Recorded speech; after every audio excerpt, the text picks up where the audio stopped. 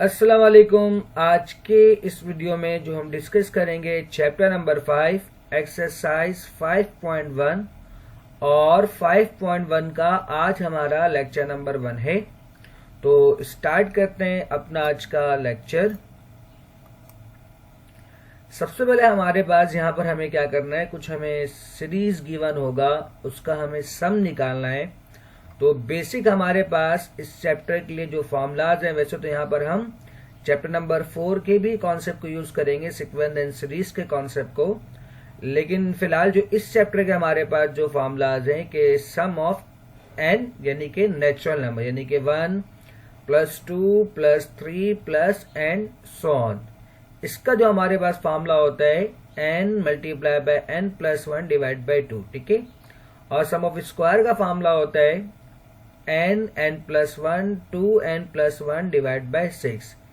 और similarly n³ का formula होता है, अगर हर एक टर्म पर क्यूब है और ये नेचुरल नंबर है तो इसका फॉर्मूला होता है n² × n + 1 / 4। इसी चीज को हम यूं भी लिख सकते हैं कि सम ऑफ n का स्क्वायर। ठीक है, यानी कि ये जो हमारा सम ऑफ n है इस पे क्या करना है, स्क्वायर करना है। तो अब देखिए n का क्या हो जाएगा n², n + 1 का क्या हो जाएगा n + 1 का होल स्क्वायर, और 2 का हमारे पास क्या बन जाएगा 4। ठीक है, तो स्टार्ट करते हैं अपना पहला क्वेश्चन। आपको कह रहा है कि फाइंड द सम, तो 1² + 2² + 3² एंड सो ऑन, और कहां तक 10² तक। तो जैसा कि मैंने आपको अभी फॉर्मूला बताया कि हमारे पास स्क्वायर के लिए जो फॉर्मूला है कि n यहाँ पर बराबर है 10 के, और जो स्क्वायर के लिए फॉर्मूला है हमारा वो क्या है n + 1 2n + 1 / 6। ठीक है, क्योंकि बिटवीन में कोई नंबर का गैप नहीं है और ये स्टार्ट 1 से है तो हम डायरेक्ट फॉर्मूला अप्लाई कर सकते हैं, यानी कि जहां जहां पर n है वहां पर आप 10 पुट कर दो। ठीक है, और इसको ये लिखने का तरीका है कि हम क्या कर रहे हैं k = 1 से लेकर हम 10 तक पुट कर रहे हैं। ठीक है। अच्छा, तो सबसे पहले n था, n की जगह पर हमने 10 रख दिया, n + 1 10 + 1 2 × n है तो हमने क्या किया 2 × 10 + 1 और / 6। बाकी तो बेसिक आप कैलकुलेटर से भी सिंप्लीफाई कर सकते हो। 10 + 1 कितना हो गया 11, 2 × 10 होता है 20, और 20 + 1 कितना हो जाएगा 21। अब इसको आप कैलकुलेटर निकालो और डिवाइड करो तो इस तरह इसका आंसर बनता है 385।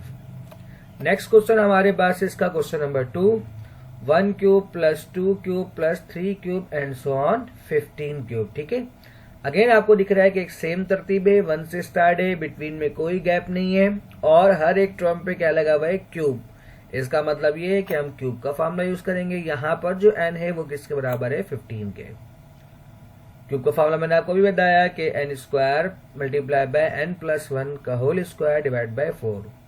तो जहां जहां पर n है वहां पर आप क्या करो 15 पुट कर दो, यानी कि लास्ट टर्म को हम क्या करते हैं पुट करते हैं, यानी कि 15। ठीक है, तो बेसिक सिंप्लीफाई वो कर रहे हैं कि 15 का स्क्वायर होता है 225, 15 + 1 आपके पास हो जाता है 16, और 16 का स्क्वायर होता है 256 / 4। कैलकुलेटर निकालो और इसको आप ऑपरेट कर लो, तो इसका आंसर आएगा 14400। नेक्स्ट हमारे पास क्वेश्चन है 1² + 3² + 5² and so on up to n term, यानी कि n के फॉर्म में ही हमें सम निकालना है। एक मिनट छोटा सा सिर्फ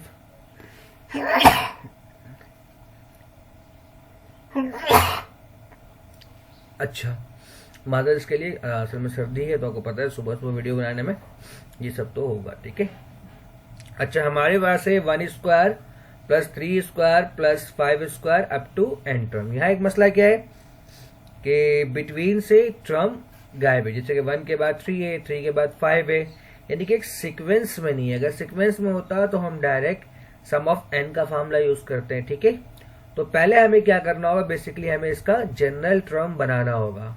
और जनरल टर्म हम किस तरह बनाते हैं ये मैंने आपको चैप्टर नंबर 4 में पढ़ाया था। तो अगर उम्मीद करता हूँ कि आपने चैप्टर नंबर 4 पढ़ लिया होगा कि आप किसी भी सीक्वेंस का या सीरीज का आप जनरल टर्म किस तरह फाइंड करते हो। ठीक है, अच्छा नहीं उड़ा कोई बात नहीं, मैं आपको समझाता हूँ, कोई मुश्किल काम नहीं है कि जब कभी भी आप जनरल टर्म बनाओगे तो पावर को स्कीप करके आपको बनाना है। सपोज करो आप पिक कर लोगे 1, 3 और आपके पास क्या है 5 और आखिरी में जनरल टर्म निकालने के बाद हम क्या करेंगे, हर एक पे हम स्क्वायर लगा देंगे, ठीक है।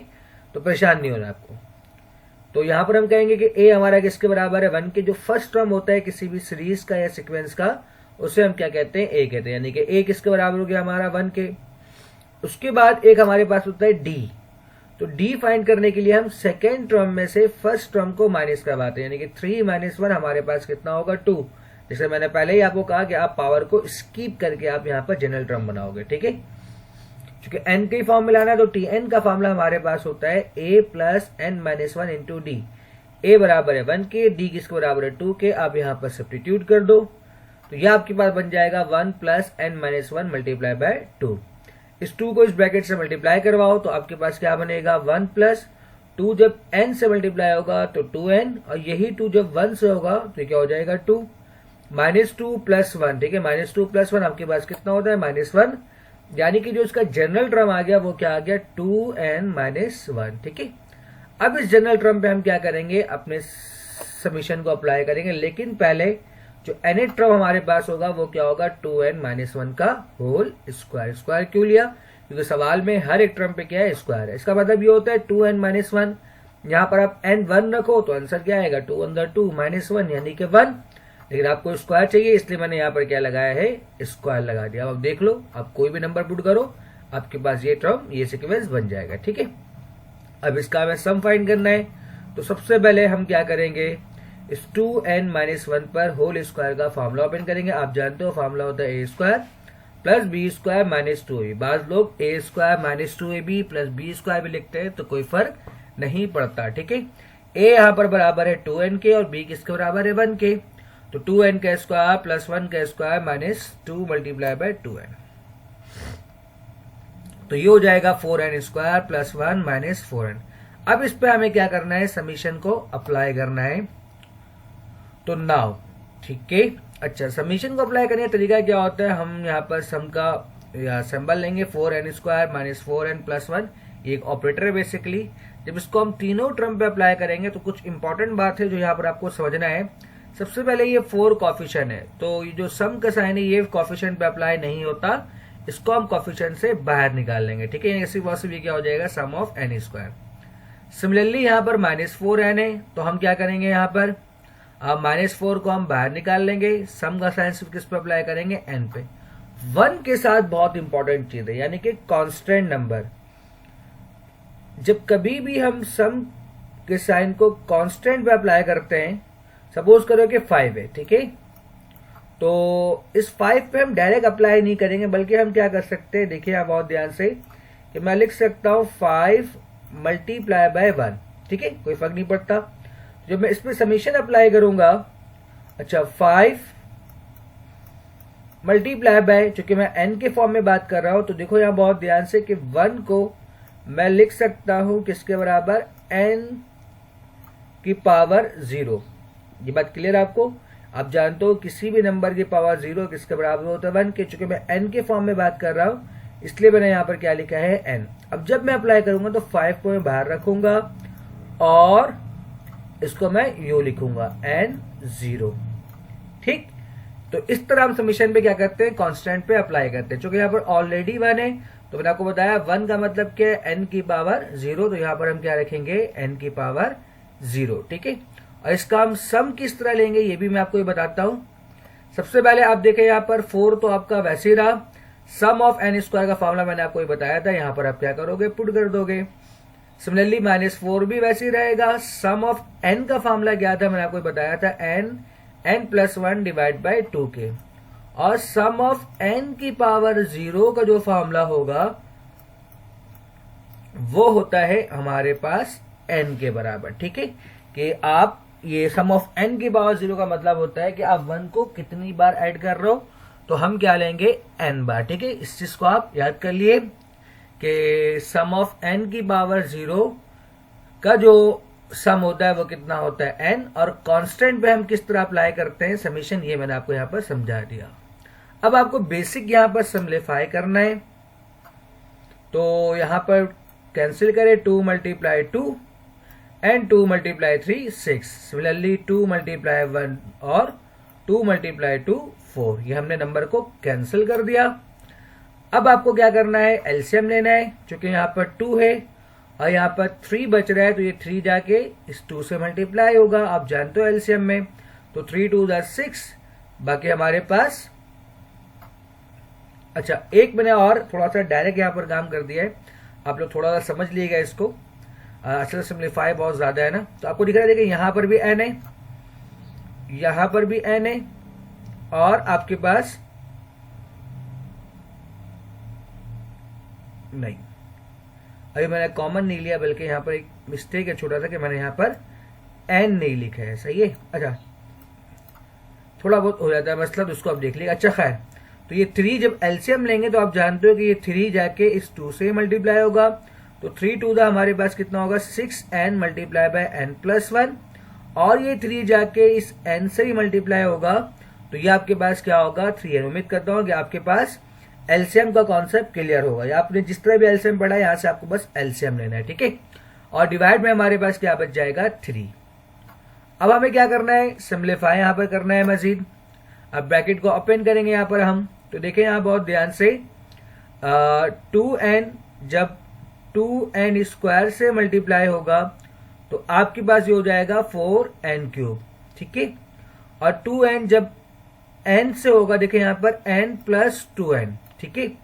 तो ये n है, ये प्लस 2n है, तो n प्लस 2n कितना होता है 3n, और 3n जब 2n से मल्टीप्लाई होगा तो हमारे पास क्या हो जाएगा 6n स्क्वायर, और जब 2n कांस्टेंट से मल्टीप्लाई होगा 1 से, तो हमारे पास क्या बचेगा 2n। सिमिलरली -6n जब इस n से होगा तो हमारे पास क्या हो जाएगा -6n स्क्वायर, और -6n जब 1 से होगा तो हमारे पास क्या हो जाएगा -6n, और लास्ट में हमारे पास क्या है 3n।